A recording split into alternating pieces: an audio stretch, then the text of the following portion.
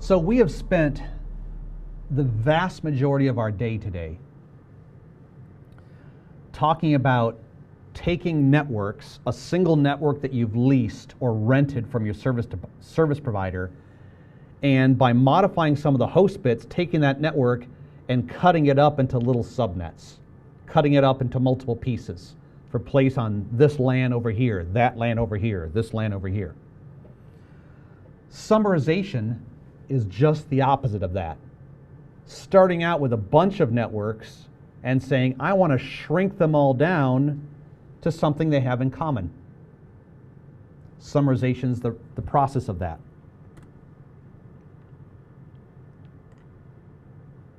So it's the process of combining multiple subnetworks into a single network advertisement. Also, we'll refer to this as route aggregation. Efficient and large networks provides addressing hierarchy. Okay, so let's talk a little bit about why would we want to do this. I'm going to use my favorite analogy. You ready? Here we go. If you've seen any videos of me, you'll see me do this a lot. I'm a router and you're a router and we're connected together. I do that all the time. So let's play along with me here. I'm a router and you're a router. We have a cable between us. Okay, and we're running some kind of a routing protocol. Take your pick. RIP, OSPF, EIGRP, BGP, doesn't matter. The fact is, the networks I know about, it's my responsibility to advertise them to you so that you know you can get to them through me. That's the whole point. Now, normally when you turn on a routing protocol, like I said, take your pick, as that router learns about networks, and it doesn't matter if they're subnets or classful networks, the router doesn't care. The router says, hey, let me tell you, neighbor, about what I know. So imagine if behind me there's a whole bunch of LANs.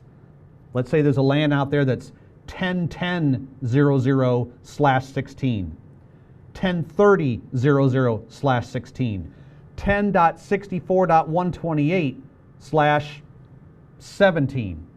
There's a whole bunch. Now, normally as a routing protocol, I would send all those to you. I'd say, okay, here's a routing update. Let me tell you about 10.10/16, 10.30/16, 10.41/20. So I'd give you all these specific networks that I know about. Well, there can be a downside to that. What if you are running out of memory? Okay, because all these routes that I'm sending to you, you have to store them in memory somewhere in a place called an IP routing table, an IPv4 routing table. Well, what if you've got so many routes already that if I send you, let's say, 500 routes, that's going to overwhelm you. You're going to say, look, I'm busting at the seams here. I don't have enough memory left over to store 500 additional routes. That's going to be bad, right? It might cause your router to crash. Least case scenario, you're probably going to drop some of my routes because you're just not going to have any place to put them. And certainly when we're talking about service provider networks, this is a big concern. If we're talking about a router that's owned by Time Warner Cable or Comcast, that router could literally, if it knows about everything in the internet, currently in the internet there's well over 400,000 networks. Think about that, 400,000 networks in the entire world. Imagine how much memory that would consume to store in a single routing table. And that's not the only thing that router is keeping track of, right? That router is also keeping track of access lists and ARP tables and all kinds of other stuff. And now he's got to store 500,000 routes? Yikes. Better be a big, powerful router with a lot of memory to do that. Well, a lot of times what service providers will do is they'll say, look, yeah, I could send you all these 500 routes I know about, 10.10, 10.30, 10.90.128, but when I think about it, they all begin with 10. Every router I have back here begins with 10. So why don't I do this? Why don't I just send you a single route that says, hey, look, any packet you have that starts with 10, 10/8, send it to me. I know about all networks that begin with 10. That'd be nice, wouldn't it? Because that now conserves your memory. You don't have to know about every specific little thing.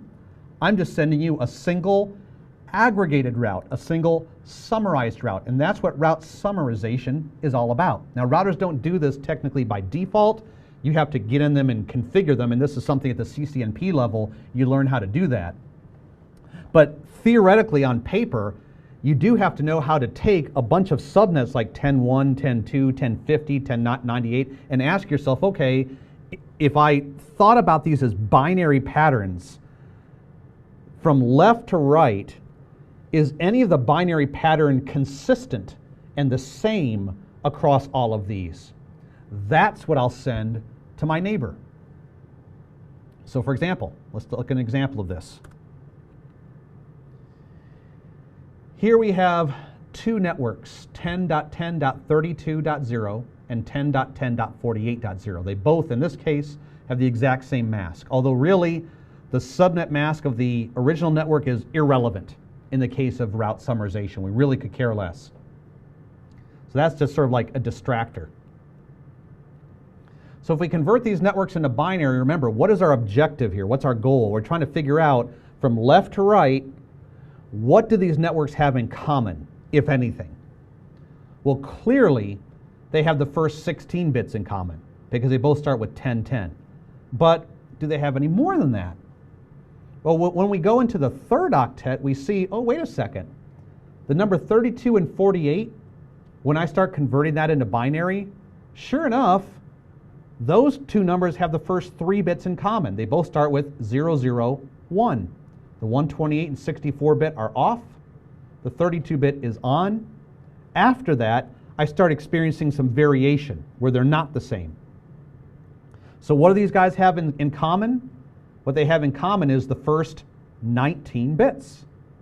All 8 bits of 10, all 8 bits of 10 in the second octet, and then 3 bits of 001. So I can shrink that down to a single summarized route of 10.10.32.0/19. And that's how you summarize something like that.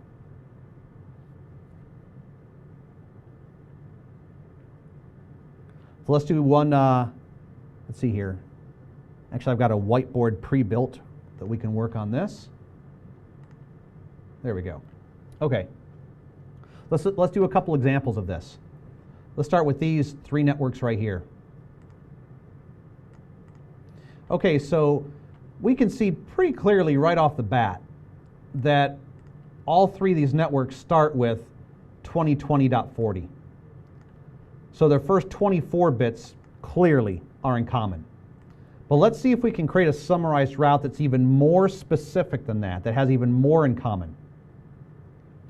So in the fourth octet, .90, let's see here, it's got the 128-bit turned off. Also 82 has a 128-bit turned off, and 88 has a 128-bit turned off. So far, so good. Let's keep going. .90 has the 64-bit turned on. 82 has a 64-bit turned on. And 88 has the 64-bit turned on. So far we've identified 26 bits that all 3 of these networks have in common. Can we go further? Can we keep going? Let's see, the 32-bit is off here because the 64 plus 32 would be 96, so that's off. 32-bit is off here. 32-bit is off here. Well, so far so good. Let's keep going. Can we go even further? What about the 16-bit? 64 plus 16 is 80. So yeah, 16-bit is on, and on. So we're up to 80 right now. Now if I go to the 8-bit, 80 plus 8 is 88. Yeah, we've got the 8-bit on here. Uh-oh, the 8-bit is off there. And the 8-bit is on right here. So now I can stop. I can see that of these networks, in addition to the first 24 bits in common, they actually have the first 28 bits in common. So all these networks start with 20, 20, 40.0101, and then I have my variability. So that would come up with 2020 120.40.0101000. So my single summarized route is 20, 20, 40. Let's make sure I got this right here. 64 and 16, yes, 80/28.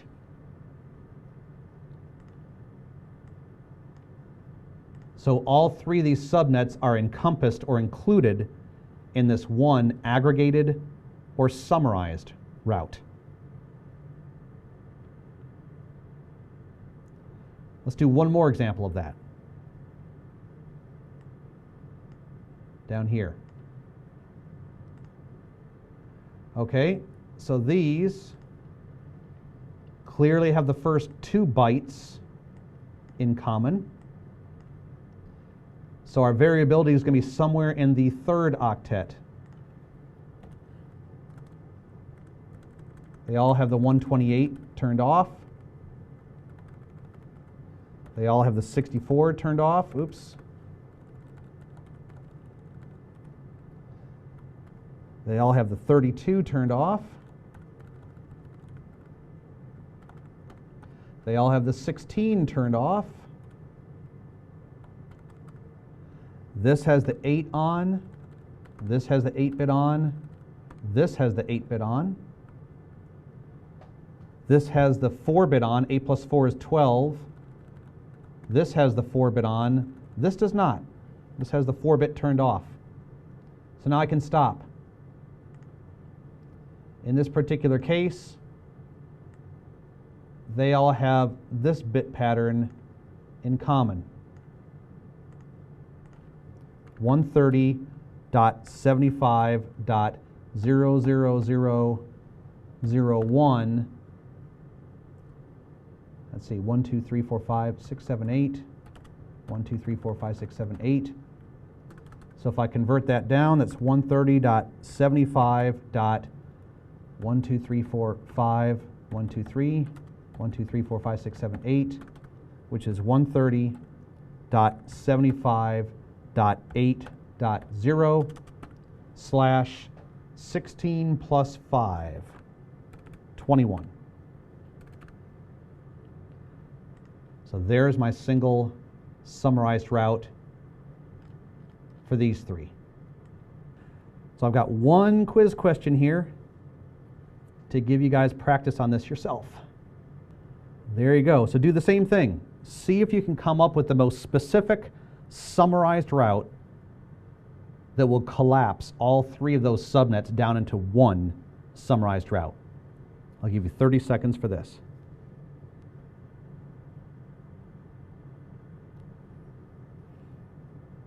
Okay, time's up. Here's our answer. So all 3 of these networks had the first 27 bits in common. 135.75.42, and then in the 4th octet, they all had 0, 1, 1 in common, which gives us 135.75.42.96 with a /27 subnet mask. All right, we have one topic left to go, which we'll actually get through pretty quickly. One last topic. That's called supernetting. So supernetting is essentially exactly the same thing as route summarization that we just looked at. The logic that you use to do supernetting is exactly the same logic you use to do summarization. There's only one main differentiator. With summarization, look at that last bullet point there. Whatever the summarized route is, it does not break the classful boundaries. What do I mean? Well, let's go back to this here. 135.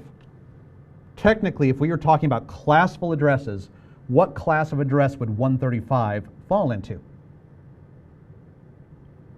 Hopefully you said class B. 135 is class B. Which means that if I'm doing summarization, whatever subnet mask I come up with for my summarized route, it has to be /16 or bigger. Like in this case, it was /27, /16 or bigger. Well, supernetting is coming up with a mask that's actually smaller than your classful address. For example, take a look at this. Let's say that my router knew about these two Class C networks, 192.168.1 and 192.168.2. There's no way I could summarize this. If I want to shrink this down into just one advertisement and send it as a summarized route, I couldn't. Why not? Well, because the mask is already at the classful boundary of /24. Summarization means I can't go any less than the /24 if what I'm starting with is essentially a Class C. This is where supernetting comes into play. So use the exact same logic. Let's look at this and say for a second, okay, well, from left to right, if I was to convert this into binary, from left to right, what do these two networks have in common? The first two octets are the same, and then in the third octet, in the third octet, they're the same up to here, right? So really, these two networks both have in common the first 22 bits. So I could collapse them down into one route, 192.168.00/22, and this is called a supernet. Because even though, if you take a look at that first byte, you'd say, oh, 192. Well, in binary, that's 110. That's Class C. But Class C means /24, and here I'm doing a /22. That's what makes it a supernet. That's what makes it a supernet. Now, as far as summarization is concerned, some routing protocols, when you turn them on, and it depends on the version of software you're dealing with and the code, some routers perform route summarization by default. They will take some subnets, shrink them down into a single route, advertise it out, and the subnet mask, the mask, I should say, I shouldn't say subnet mask, the mask associated with that summarized route does not break the rules of classful addressing. Supernetting can only be done manually. Typically, this is something you would see done in BGP. You wouldn't normally see it done in your interior gateway protocols, although you can. But this is usually something that ISPs would do to each other, right? For example, if I'm Time Warner Cable, I might say, well, let's do an example of that. Let's say that we have here two routers. This router here is owned by Time Warner Cable. This router here is owned by Sprint. Two different routing domains. Now, Time Warner Cable as a service provider owns thousands and thousands, tens, probably even hundreds of thousands of subnets. And let's say they say, okay, well, I own every subnet from 1.anything, 2.anything, 3.anything. Let's see if I can figure out a nice, easy way to do this.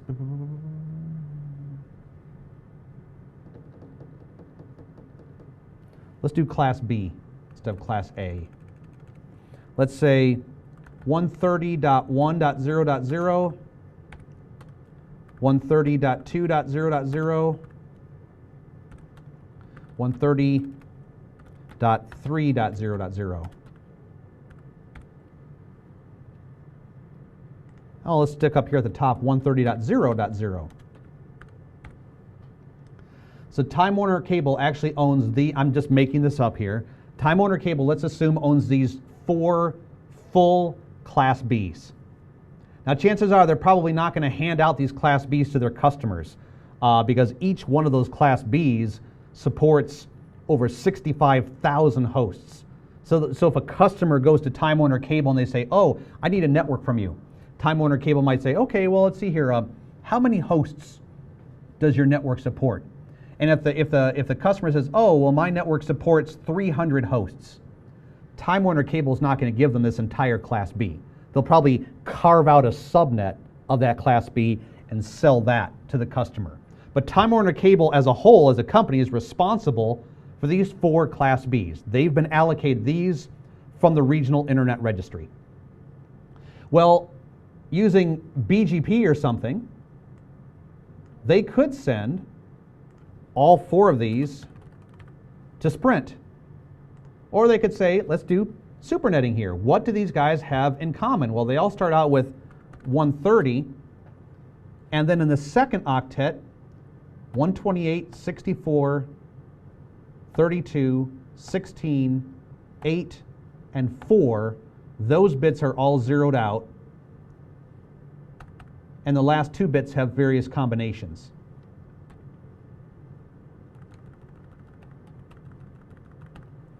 So Time Warner Cable could instead send a supernet, which looks like this: 130.0.0.0/14.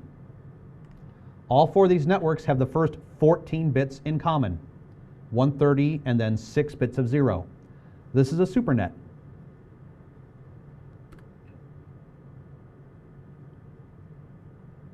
So when performing summarization or supernetting, like I said, the logic you work through is exactly the same.